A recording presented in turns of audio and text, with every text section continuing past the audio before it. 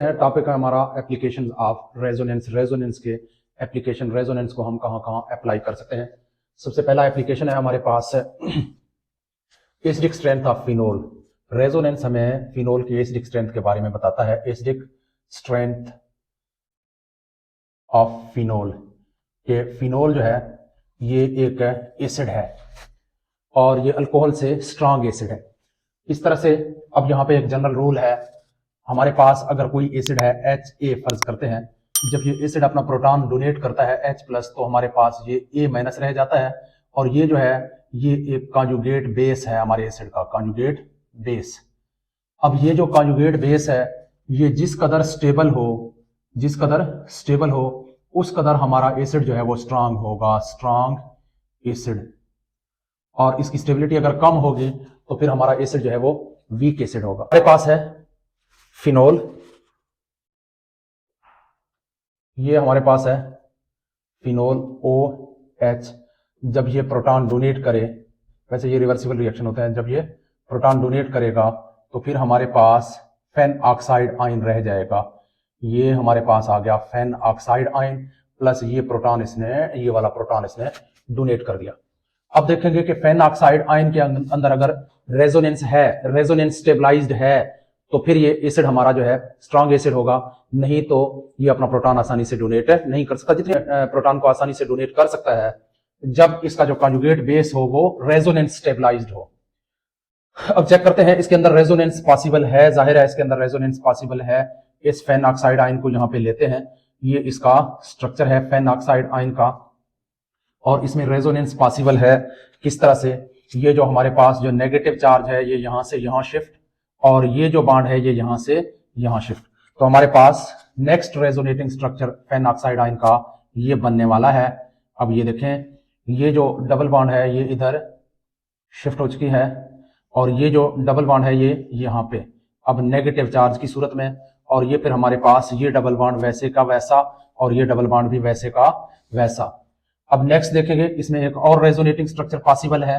क्यों? क्योंकि ये जो इलेक्ट्रॉन है, ये जो नेगेटिव चार्ज है, ये जो इलेक्ट्रॉन होते हैं नेगेटिव चार्ज के में मौजूद, ये यहाँ पे शिफ्ट हो जाएंगे और डबल चार्ज बनाएंगे, डबल बॉन्ड बनाएंगे और ये जो इलेक्ट्रॉन है ये यहाँ पे आके नेगेटिव चार्ज का बाइस बनेंगे। तो हमारे पास नेक्स्ट स्ट्रक्चर कुछ यूं बनेगा, फेन ऑक्साइड आयन का डबल बॉन्ड O और उसके बाद ये इलेक्ट्रॉन यहाँ पे शिफ्ट हो चुके हैं ये वाले, और ये जो इलेक्ट्रॉन है ये यहाँ पे नेगेटिव चार्ज की सूरत में शिफ्ट हो चुके हैं और ये हमारे पास डबल बॉन्ड।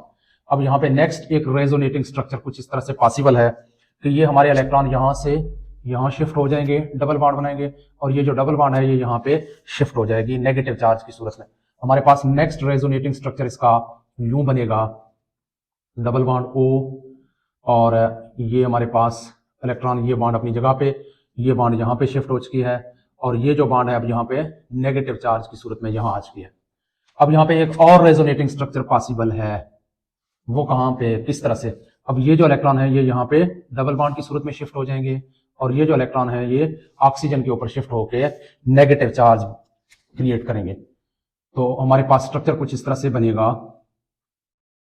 अब ये जो डबल बॉन्ड है अपनी जगह पे और ये डबल बॉन्ड अपनी जगह पे और ये जो इलेक्ट्रॉन है यहाँ पे शिफ्ट हो चुके हैं इस तरह से, और ये जो डबल बॉन्ड है ये अब एक बॉन्ड शिफ्ट हो चुकी है ऑक्सीजन के ऊपर नेगेटिव चार्ज की सूरत में।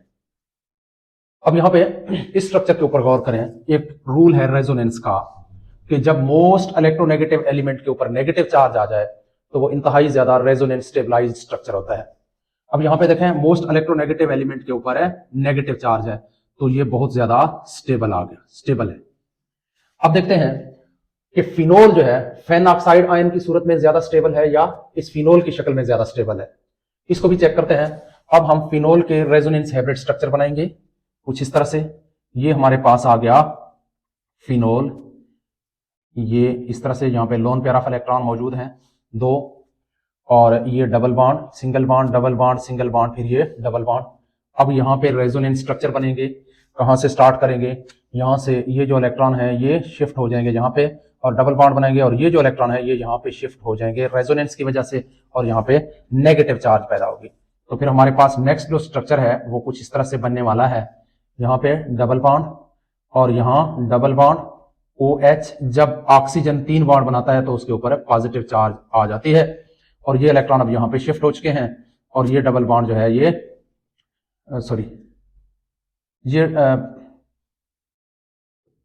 ये इलेक्ट्रॉन यहां पे नेगेटिव चार्ज की सूरत में शिफ्ट हो चुके हैं, और ये बॉन्ड अपनी जगह पे वैसे के वैसे रहेगा। अब हमारे पास एक और रेजोनेटिंग स्ट्रक्चर इसका पॉसिबल है। ये इलेक्ट्रॉन यहां से यहां शिफ्ट हो जाएंगे, और ये जो पाई बॉन्ड वाले इलेक्ट्रॉन है यहां शिफ्ट होके नेगेटिव चार्ज क्रिएट करेंगे। तो हमारे पास नेक्स्ट स्ट्रक्चर कुछ इस तरह से बनेगा, यहां double bond OH plus charge, और ये इलेक्ट्रॉन यहां पे शिफ्ट हो चुका है, यहां पे डबल बॉन्ड, और ये यहां पे शिफ्ट हो चुके हैं, यहां पे नेगेटिव चार्ज, और ये डबल बॉन्ड वैसे के वैसे यहां पे।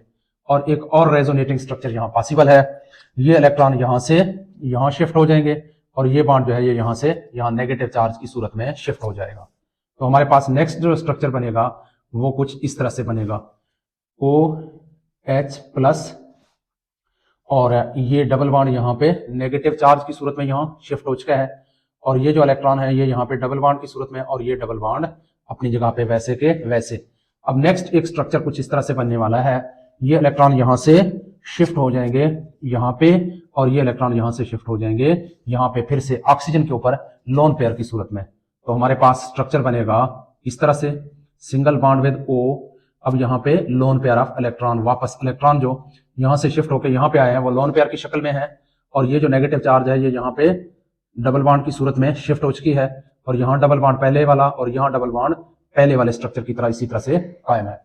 तो ये हमारे पास स्ट्रक्चर बन चुके हैं। अब यहां पे जरा गौर करें, फिनोल में मोस्ट इलेक्ट्रोनेगेटिव एलिमेंट के ऊपर पॉजिटिव चार्ज, ऑक्सीजन की इलेक्ट्रोनेगेटिविटी ज्यादा है तो मोस्ट इलेक्ट्रोनेगेटिव एलिमेंट के ऊपर पॉजिटिव चार्ज। अब ये जो स्ट्रक्चर है ये इंतहाई अनस्टेबल स्ट्रक्चर है, क्यों? क्योंकि मोस्ट इलेक्ट्रोनेगेटिव एलिमेंट के ऊपर पॉजिटिव चार्ज आ गई है, तो ये स्ट्रक्चर जो है रेजोनेंस स्टेबलाइज इतना नहीं है जितना phenoxide ion resonance stabilised है। तो इसका मतलब है phenoxide ion is resonance stabilised,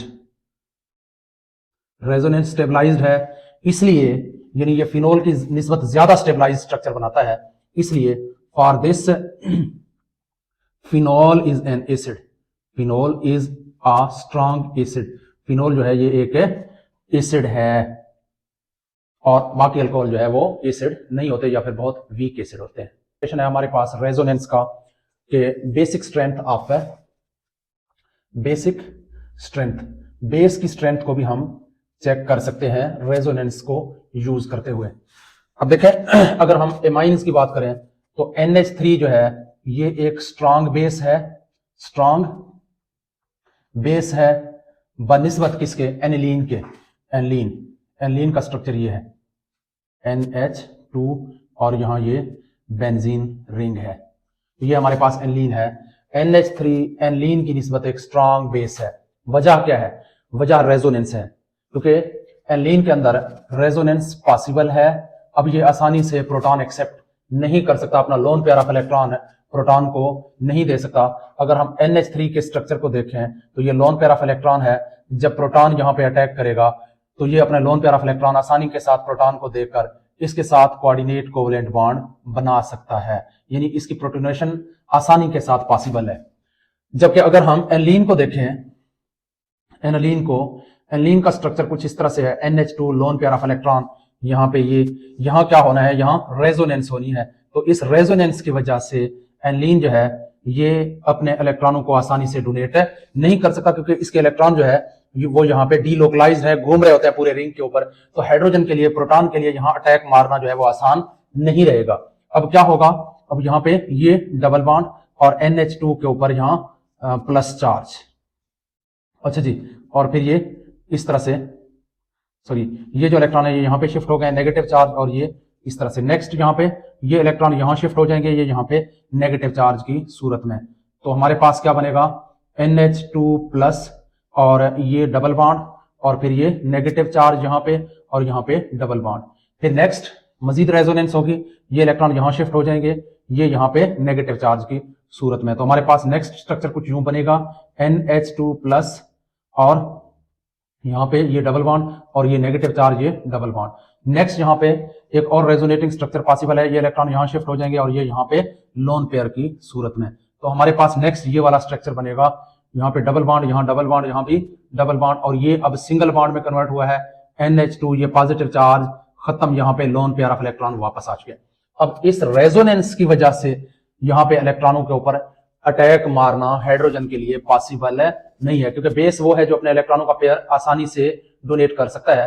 तो एनिलीन जो है इलेक्ट्रॉनों का पेयर डोनेट करेगा, पर इस कदर आसानी से डोनेट नहीं कर सकता जिस कदर आसानी से अमोनिया जो है वो डोनेट कर सकता है। वजह क्या है कि अमोनिया के अंदर रेजोनेंस नहीं है, जबकि एनिलीन के अंदर रेजोनेंस पॉसिबल है। इस वजह से एनिलीन के इलेक्ट्रॉनों के ऊपर अटैक मारना मुश्किल है, क्योंकि एनिलीन के जो इलेक्ट्रॉन है ये यहाँ पे डीलोकलाइज्ड है, पूरे रिंग के ऊपर यूं यूं घूम रहे होते हैं और हाइड्रोजन उनके ऊपर आसानी से अटैक नहीं। अच्छा जी, रेजोनेंस का नेक्स्ट एप्लीकेशन है अनएक्सपेक्टेड प्रोडक्ट। हमारे पास कुछ प्रोडक्ट ऐसे बनते हैं जो कि अनएक्सपेक्टेड होते हैं, वहां पे अंदाजा लगाना मुश्किल होता है। दो किस्म के प्रोडक्ट बन सकते हैं, वहां पे मेजर प्रोडक्ट का अंदाजा लगाना मुश्किल है, तो रेजोनेंस वहां पे हेल्प कर सकता है। फर्ज करते हैं हमारे पास एक रिएक्शन है CH2 double bond with CH single bond with chlorine, vinyl chloride है, ठीक है ना, ये क्या है, विनाइल क्लोराइड। अच्छा जी, अब इसके ऊपर विनाइल क्लोराइड, अब इसका एडिशन रिएक्शन करवाते हैं HI के साथ। ये रिएक्शन हमारा 2 मराहिल में कंप्लीट होता है। अब यहाँ पे मेजर प्रोडक्ट का अंदाजा लगाना मुश्किल है, तो 2 स्टेप में जो है क्या बनेगा। अब पहले मरहले में होता क्या है कि पहले हाइड्रोजन जो है वो अटैक करेगा और फिर आयोडीन जो है वो बाद में जो भी हमारा रिएक्शन इंटरमीडिएट बनेगा उसी के ऊपर फिर आयोडीन अटैक करेगा। अब हाइड्रोजन जब अटैक करेगा वहां पे, क्योंकि HI है, हाइड्रोजन आयोडाइड है जो कि प्रोटॉन दे सकता है, एक एसिड है, एसिड हमेशा प्रोटॉन डोनर होते हैं, तो हाइड्रोजन आयोडाइड पहले अपना प्रोटॉन देगा, तो प्रोटॉन के लिए पॉसिबल है कि वो यहां भी अटैक मार सकता है, इस कार्बन पे भी और इस कार्बन पे भी, तो दोनों पॉसिबिलिटीज हैं। अब देखेंगे बेस्ट क्या रहेगा। अब यहाँ पे हाइड्रोजन अगर यहाँ अटैक मारे तो हमारे यहाँ इस कार्बन के ऊपर फर्ज करते हैं अटैक मारता है, तो फिर हमारे पास प्रोडक्ट क्या बनने वाला है, हमारे पास प्रोडक्ट बनेगा, इंटरमीडिएट प्रोडक्ट बनेगा या रिएक्शन इंटरमीडिएट बनेगा CH3। अब ये डबल बॉन्ड कन्वर्ट हो जाएगा सिंगल बॉन्ड में, फिर ये CH और फिर ये Cl। अब यहां पे क्या है, यहां पॉजिटिव चार्ज आ जाती है, क्यों, क्योंकि इस कार्बन के पास अब इलेक्ट्रॉनों की शॉर्टेज हो गई है। वो इलेक्ट्रॉन कहां चले गए, इस हाइड्रोजन के साथ बॉन्ड बनाने के लिए यहां से निकल चुके हैं और हाइड्रोजन के साथ बॉन्ड बनाने के लिए इन्वॉल्व हो चुके हैं। यहां पे कार्बन की वैलेंसी जो है वो इनकम्प्लीट हो चुकी है, यहाँ पे पॉजिटिव चार्ज आ गया। अब एक और पॉसिबिलिटी ये है कि हाइड्रोजन जो है इस कार्बन पे पहले अटैक मारे और फिर हमारा प्रोडक्ट ये बनेगा CH2 single bond with CH2। अब CH2 क्यों लिख रहा हूं कि ये प्रोटॉन और ये हाइड्रोजन मिलके CH2 बना रहे हैं, और फिर ये Cl, यहां पे प्लस चार्ज, क्योंकि अब इस कार्बन के पास इलेक्ट्रॉनों की शॉर्टेज हो गई है और वो जो इलेक्ट्रॉन है ये वाले डबल बॉन्ड वाले, ये इस हाइड्रोजन के साथ बॉन्ड बनाने में यहां इन्वॉल्व हो चुके हैं। अब यहां देखते हैं यहां इन स्ट्रक्चर में से कौन सा स्ट्रक्चर जो है वो ज्यादा स्टेबल है। फर्ज करते हैं ये हमारा A है और ये हमारा B है, तो जो रेजोनेंस स्टेबलाइज्ड होगा वो हमारा ज्यादा स्टेबल है और आयोडीन फिर उसी के ऊपर अटैक मारेगा, उसी जगह पे ज्यादा अटैक मार के मेजर प्रोडक्ट बनाएगा। तो यहां पे क्या है, यहां पे ये लोन पेयर ऑफ इलेक्ट्रॉन है क्लोरीन के पास 6, यहां भी क्लोरीन के पास 6 लोन पेयर ऑफ इलेक्ट्रॉन है। अब यहां अगर दोनों स्ट्रक्चर्स के ऊपर गौर करें, देखें पॉजिटिव चार्ज और lone pair of electron alternative positions के ऊपर है, यहां पे रेजोनेंस पॉसिबल है। यहां पे देखें तो लोन पेयर ऑफ इलेक्ट्रॉन और पॉजिटिव चार्ज अल्टरनेटिव पोजीशंस के ऊपर नहीं है, तो लिहाजा यहां पे रेजोनेंस पॉसिबल नहीं है। तो इस स्ट्रक्चर में लो रेजोनेंस, यहां पे रेजोनेंस पॉसिबल नहीं है, लिहाजा अगर रेजोनेंस पॉसिबल नहीं है तो ये लेस स्टेबल है, लेस स्टेबल है, क्योंकि रेजोनेंस जो है वो स्टेबिलिटी का बायस बनता है, जबकि इस स्ट्रक्चर में रेजोनेंस पॉसिबल है। इस तरह से ये लोन पेयर ऑफ इलेक्ट्रॉन यहां पे और यहां पे डबल बॉन्ड बनेगा इस तरह से। अगर इसके हम रेजोनेटिंग स्ट्रक्चर बना लें तो ये CH3 हमारे पास और ये CH, फिर ये डबल बॉन्ड विद Cl, और यहां पे ये रेजोनेटिंग स्ट्रक्चर जो है ये पॉसिबल है, यहां पे इसका रेजोनेटिंग स्ट्रक्चर पॉसिबल है, जबकि इसमें रेजोनेटिंग स्ट्रक्चर पॉसिबल नहीं है। तो यहां पे रेजोनेंस पॉसिबल है, तो रेजोनेंस स्टेबिलिटी इसके अंदर है, रेजोनेंस स्टेबलाइजेशन, रेजोनेंस स्टेबलाइजेशन की वजह से अब ये वाला स्ट्रक्चर जो है ये ज्यादा स्टेबल है, और अब आयोडीन जो है यहां पे अटैक मार के आयोडीन के लिए ये वाला प्रोडक्ट बनाना ज्यादा आसान है, CH plus Cl plus iodine. तो फिर आयोडीन जो है, आयोडाइड आयन जो है, ये यहाँ पे अटैक मार के क्या बनाएगा, CH3CH I और ये Cl। यहां भी पॉसिबल है, यहां पे भी हमारा प्रोडक्ट बनेगा CH2I single bond with CH2 single bond with Cl। तो लेकिन ये जो प्रोडक्ट है हमारा ए वाला प्रोडक्ट, ये हमारा मेजर प्रोडक्ट है, इसमें ज्यादा प्रोडक्ट हमारा ये बनेगा, और ये जो है ये भी हमारे प्रोडक्ट में आएगा, लेकिन ये हमारा माइनर है, इस प्रोडक्ट है, इसमें इसकी मिकदार प्रोडक्ट में कम आएगी और प्रोडक्ट में इसकी मिकदार ज्यादा आएगी। तो रेजोनेंस का नेक्स्ट एक एप्लीकेशन है, रेजोनेंस जो है वो बॉन्ड लेंथ को भी इफेक्ट कर सकता है। इस तरह से जैसे मेरे पास है बेंजीन,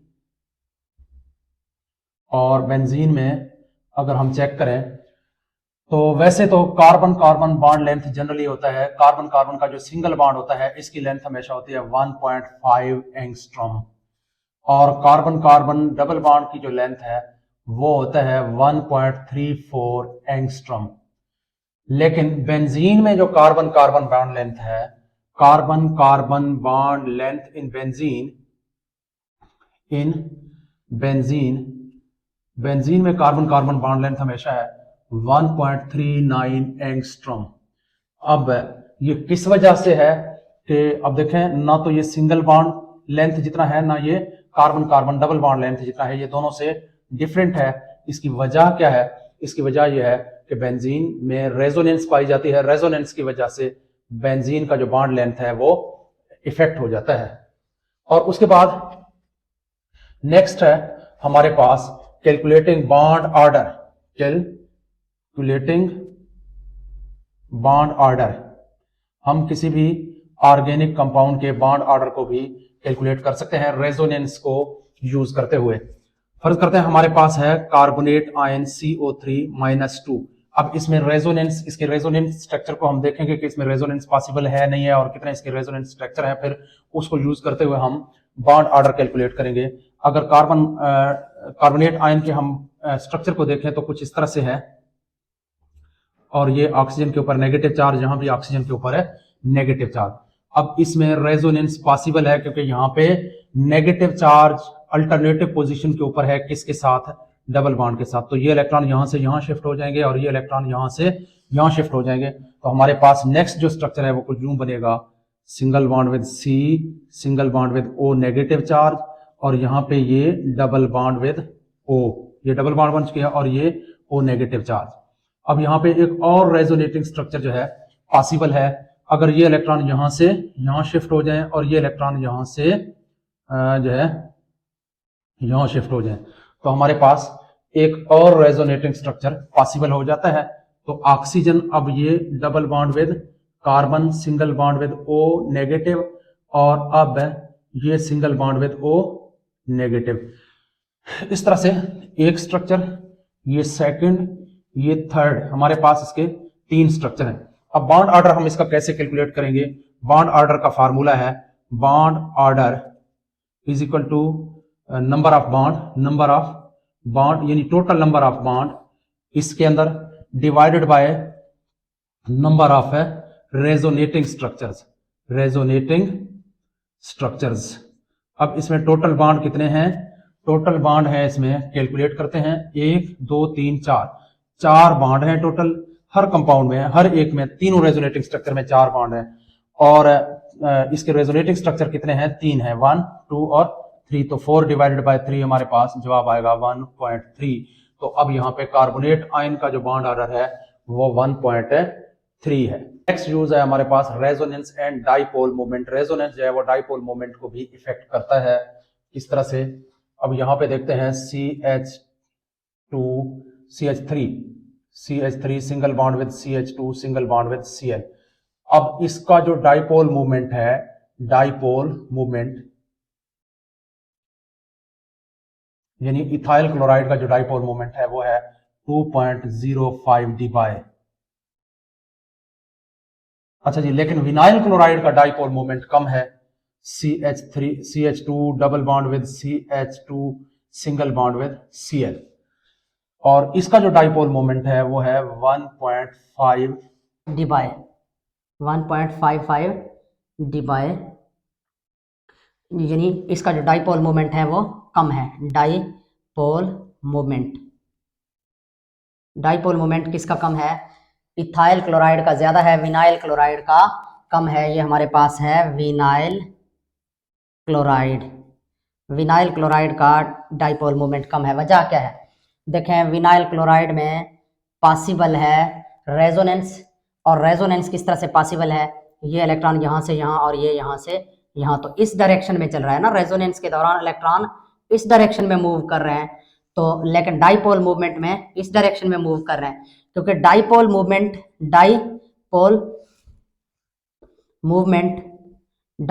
मूवमेंट और रेजोनेंस एक दूसरे के अपोजिट डायरेक्शन में अमल कर रहे हैं। रेजोनेंस एक्टिंग अपॉन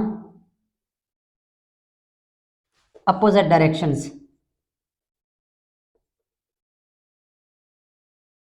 इन विनाइल क्लोराइड अपोजिट डायरेक्शन में अमल कर रहे हैं। So it's dipole moment will decrease. Dipole moment क्या करेगा? डिक्रीज करेगा, विल डिक्रीजेस। इसका डाईपोल मोमेंट डिक्रीज करेगा। वजह क्या है कि डाईपोल मोमेंट इस डायरेक्शन में, क्यों? क्योंकि क्लोरीन इलेक्ट्रॉनों को इलेक्ट्रोनेगेटिविटी की वजह से, ये देखें पार्शियल नेगेटिव चार्ज और यहाँ पार्शियल पॉजिटिव चार्ज, तो इस तरह से क्लोरीन इलेक्ट्रॉनों को इस तरफ अट्रैक्ट कर रहा है, जबकि जो रेजोनेंस इफेक्ट है वो इलेक्ट्रॉनों को इस तरफ पुश कर रहा है। तो ये एक दूसरे के अपोजिट डायरेक्शन में एक्ट कर रहे हैं। यही वजह है कि विनाइल क्लोराइड में डाईपोल मोमेंट जो है वो कम हो जाती है।